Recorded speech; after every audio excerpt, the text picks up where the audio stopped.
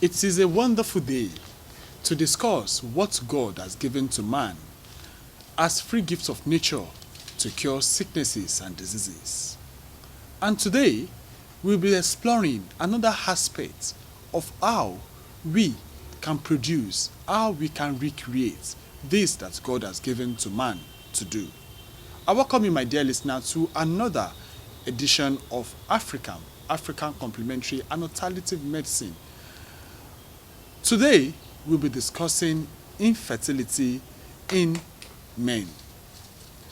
We have a high rate of infertility, and most times in our society, particularly in the African setting, we accredit most infertility issues to women. But taking an in-depth look into this, we are going to see what role is our men playing when it comes to having fertility issues. I won't be the only one to be discussing this. I have with me on set today a renowned professor, Professor Moses Adeyefa, retired but not tired, because he never stops to do things that will bring relief to mankind and never stops researching on things to be done to make man ill and hearty. I welcome you to the program today. How are you doing, sir? Thank you very much. Like I have said, most times we talk about infertility. And when we talk about infertility in the African setting, hardly will you see a man, because of our ego, to accept that, okay, we are the one that we are having the infertility issues. Most times we say, okay, it is our wife, it is our women. Now, let us take it into brief. Before I even move into that, let us talk about what infertility is. Infertility on its own, what can we say is infertility? Well, when a man is unable to get a woman pregnated, even when you have normal sex, you can discharge. But most men have adequate sperm. They are able to pregnate their women. But there are many also who are unable to pregnate their wives. And today, the factors that can lead to that, and that's what we could call infertility, when you are not able to, because it takes man and woman to make babies. So if a man doesn't have adequate sperm, that is, if a man has low sperm count, that is a sperm count of less than 20 million per mil, in research is regarded as low sperm count. If it is above 20, normal spermia, we call it normal sperm count. If it is very low or so low as not to have any, we regard that as azoospermia. Because amongst my patients, I've got many who have no sperm at all. And But that's regarded as azoospermia. From what you have said about having a 20 million counts of sperm in our body system, but reflecting on when you are growing up, when you are into the production of babies, you will be 86 in the next month now. Now, let us talk about it. We have a count of 80 million, 100 million. Yes. Why is it now that you are taking it to the level of 20 million now? Why not on the high side? What has caused a drastic reduction? Yes, the factors. The factors. Yes. There are many factors that can lead to low sperm count. The first one can be genetical. That is, when a person is born, if the testicle, we have a testicle, then we have sperm produced in the testicle. But if the testicle does not descend into the, what do we call that? The sac. The sac, yeah, thank you. If the testicle does not descend into the sac properly, then as the man grows, he will not be able to produce sperms, or he will not be able to discharge during sex. He may be able to have sex, but because the testicle has not descended to the right position, he may not be able to secrete sperm. That's one, genetical. Okay. Secondly, it may be due to damage to the testicle, which can be caused by many things, accidents, for example, or accident. In fact, in the football field, if you are playing football and they want to play a foul very near the goal, you will observe that all the players in the defense always cover their private part, so that the ball that the man will kick furiously will not hit their testicle. And that is for the professionals. You don't know what must have happened while growing up. Yes, while growing up we may not know, because yes. So while we are young, playing in our school, in elementary school, secondary school, so many people can get such accident. So if you get that and the testicle is damaged, how will it produce adequate sperm? So that's another way that one can have low sperm count. But the most common is infection, bacterial infection. And the most important bacterium is Staphylococcus, which many people must have heard of. When Staphylococcus gets into our body, a man's body, through the blood, it will get its way into the testicle, where it will start destroying the sperm cells that will become sperm in the testicle. As a result of which, low sperm count ensues. It can even totally, if a man keeps it in the body without doing anything about it for many years, there will be no sperm again, because the cells will have all been destroyed by Staphylococcus. But it's not only Staphylococcus, there are two other organisms. Well, I didn't want to be going into too much details, but E. coli, Escherichia coli, also causes low sperm count. Klebsiella. But Staphylococcus is the most common. That destroys the sperm cells. Destroys the sperm cells. But how one can now get it into the body, I'll be telling you about that too. Okay. That is what I want to get to know. That this yes. Staphylococcus that you talked about, Yes. how do we get it? Get it. Okay. I think we must talk about this, because if you are using common toilet at work, and the toilet doesn't have good water system, then someone who has got an infection of any type has just urinated and there's no water to flush what he has put in the toilet, and you now come to urinate. As you sit there, your penis rises and touches the front there. You get it infected, because the thing will enter through the tip of your penis and get into your blood somehow. So hygiene is of it's of utmost high importance.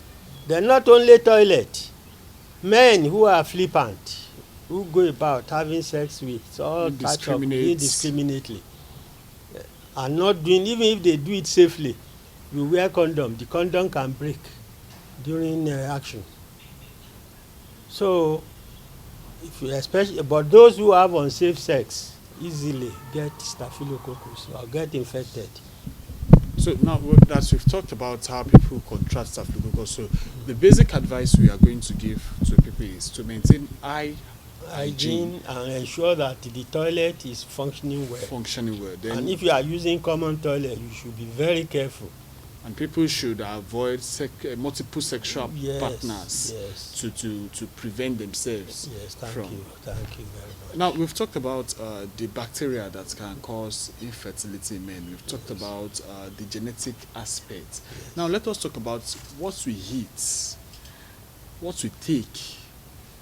I want to believe that all these things contribute to a healthy well-being. Thank you. So how can we use what we eat? Also, how can it damage our fertility using ability? Nutrition. Well, even when you improve it and you expose yourself to all these factors I've talked about, you still have low sperm count. But in order to maintain your sperm count at good level, use honey. Bee honey. We've talked about bee honey. Yes. A whole program we spent on utilization of bee honey. So we take too much sugar in our diet, we Nigerians. The eba you take becomes sugar in your body. The amala you take becomes sugar in your body. The yam, the cassava you take becomes sugar. We now use sugar again to drink our tea. So there's too much sugar in our system. Honey, truly, honey is sugary. But the sugar in honey are mostly simple sugars. Simple sugars. Then honey contains so many vitamins that will enable things your body to develop well. So honey contains vitamins A, B1, B2, B3, B12, C, D, E, F, and K. So the body will be taking in from honey, even a spoonful of honey will give you more than 4 lumps of amala plus egusi soup and so many pieces of meat.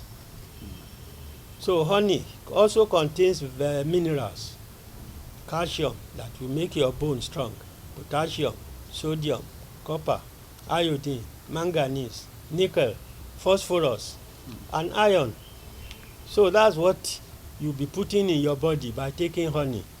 And I'm sure those who are Christians here, even Muslims too, know what they wrote in the Bible, that John the Baptist was feeding only on honey and locust, and he was the strongest pastor of those days, the strongest. But if you see what is gaining into his body 2 or 3 times daily, all those minerals, all those vitamins, all the acids, lactic acid, folic acid, citric and nicotinic acids, all aiding his body in digestion and blood circulation. So a man whose blood is circulating well and the food is digesting well can hardly be sick. So it will be a strong body. Now let us take into the point of when people actually meet, having sex. A man having sex, thinking that continuous sex is just the only way, and what particular time is it appropriate to have sex, and how can we just get a guide into this? I want you to expatiate. Well, later we'll be discussing about the role of women in making babies. But it takes a man and a woman to make baby. You get me? Yes, sir. So you are now taking me into a woman's activity too. So a man who has a wife and the wife starts menstruation today, maybe the wife is spending up to 5 days to menstruate. Most men who are clean will not have sex with their wife during the first 5 days because blood will be coming out and possibly the bed may be stained. Although there are some men who cannot just be patient, you get me, but it's good to be patient. So there is menstruation for women which usually takes between 4 or 5 days. If it takes less than 3 days, it's regarded as the woman will be infertile, because 2 days of menstruation cannot produce adequate eggs that will form a good baby. So after menstruating for 5 days, ovulation comes in, and research has shown us that most women ovulate between 10th and 14th day after the beginning of menstruation. 10 days to 14 days. That's the time that ovulation occurs. If a woman is not ovulating, she can't get pregnant. So I will advise men now that the time that a woman can get pregnant is between those 10th and 14th day when ovulation, because ovulation means the time that eggs are produced from the ovary, and the egg will travel through the fallopian tube to get into the uterus, and the uterus will maintain the egg.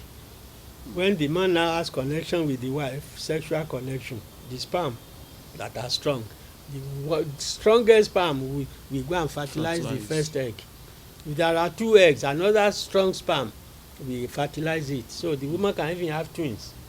You can even have twins with the 1 egg if the egg starts to divide by binary fission, when it reaches 16 cell stage, it can break into two. Each of the 8 can produce organs of the body and become baby. So you can have twins, which we call identical twins. But the only time that fertilization can occur is after ovulation has occurred. So a man that is impatient, having sex with his wife immediately after finishing menstruation, there's no egg yet until after 10 days. I mean, between 10 and 14 days. Even the sex you perform on the 6th, 7th, 8th, 9th, and 10th day cannot result in any in any baby. So if you are doing it wrongly, so many of my patients come who have not been patient enough, or due to lack of knowledge, they will think they are barren. They are not. So when we tell them the right thing, they do things right, they get babies. Because in the Bible, God made us and said, go forth and multiply, isn't it? So I'm sure God will want people to multiply so that the earth can be full of, of people. On a final note, when someone comes to you to complain an infertility issue, the male counterparts now, the male, yes. What are the first set of things that you tell them? In fact, that's a very, very valid and cogent question. I will tell the man to go and do sperm count first. They go to a laboratory. They know how to get the sperm. To extract the sperm. To extract the sperm. They have special techniques of doing it. If you have wife, you can even take your wife there. They give you a tube. So when you are about to discharge, you discharge into the tube. But it has to be taken to the laboratory as fast as possible. Mustn't be up to 30 minutes. Mustn't be more than 30 minutes, let's say, so that the sperms wouldn't have died. Because they will do the sperm count. After doing the count, they will look at the motility. Some will be actively motile, some will be sluggishly motile, some will not even be motile at all. They are dead cells. So those are things we must see that I will appreciate before I treat the patient. So the count must be more than 20 million or not less than 20 million. Then the motility, the actively motile should not be less than 50%.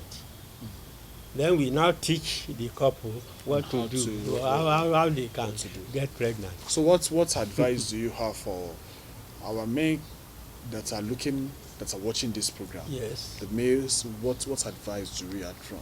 Right from educating a child about the protection of his testicles, and even to the old age aspect. Yes, we'll tell the man to be patient when he has a wife. He will do the thing at the right time. He should be patient. In fact, when I was getting my babies, I too suffered for the first 18 months because I was ignorant anyway.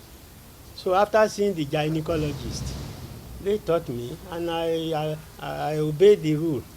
The rule is that when my wife is menstruating, I don't waste my sperm having sex with her. Even after finishing the menstruation, I wait for maybe another week until about the 12th day after menstruation, 12th day, because that's within the ovulation period. Within the ovulation period. So I never failed. For the 8 times, I never failed. For the 8th time? I had 8 children now, and I have 19 grandchildren now. 8 children, 19 grandchildren. So far. That is 8 has multiplied into well, still counting. Only my boys, I have 4 boys, but all of them like to have 1 or 2 children. Our boys are not responsible nowadays. They don't want to have so much responsibility. Only my female children. So I pray you have some female children, because my own female, my first child, my first daughter, gave me 5 grandchildren. Wow. But that shows that at least I did things right. I as a professor really shouldn't be having more than say 2 or 3 children even with what I was earning then. Because as a professor I was earning 4,000 naira then, but it was money. It meant good money then. In fact, they had to they have to harmonize my pension. Because if they give me the 4,000 I earned last as a professor, I can't survive now. Although I've become Otidegweja, some government lọ́rùn, because I retired 1992. Wow. That's 28 years ago, isn't it? Yes. Sir. So I've earned pension for 28 years. Even though it's smaller than the salary that the people are earning now, but at least I'm able to feed myself. Is this not good feeding? I mean, exactly, see, my skin is as smooth as yours. This is honey, at 86, honey feed yes, skin. yes, of course. So, and if I jump, ẹnìkan kan nu yín ò lè challenge mi bí ètò ga jù mí lọ kò lè challenge mi sí football. Àbí look, tí n bá dìde ṣé mo lè dìde sí? Kò sí problem sir. Tí n bá dìde ṣó ń gbọ́ mi tí bọ́ọ̀lù ń bọ̀ lókè tí mo gbéra. Torí bí orí mi dé wá dúró bí náà kó rí ṣé wàá challenge mi sí tí wọ́n bá gbá kọ́nà orí ní ti gbé wọnú góòlù ẹ̀. At the age of 86, yes, 86. This is so wonderful. Yes. This is so wonderful. And to what we have learned today about how we can be fertile. Yes. So if we have been doing it wrong, yes, if we have been apportioning blame to our wives, yes, let us stop it at yes, this particular moment and let us pay attention on how we can make the necessary correction that are needed. Yes. I appreciate you, Professor Moses Adeniji, for always being there for us on the program. It's such an exciting moment.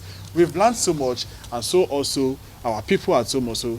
Well, you are welcome. I'm happy to do this so to enlighten people. Our next episode, we are going to be talking about the female counterpart and how we can actually put infertility problems in our society to the barest minimum number. Thank you very much. Thank you so much, Professor Moses Adeniji. Thank you very much. Well, and that is a wrap on African Complementary and Alternative Medicine today. Till another edition of the program, I am Oluwaseun Oyebade, and I wish you a very wonderful day.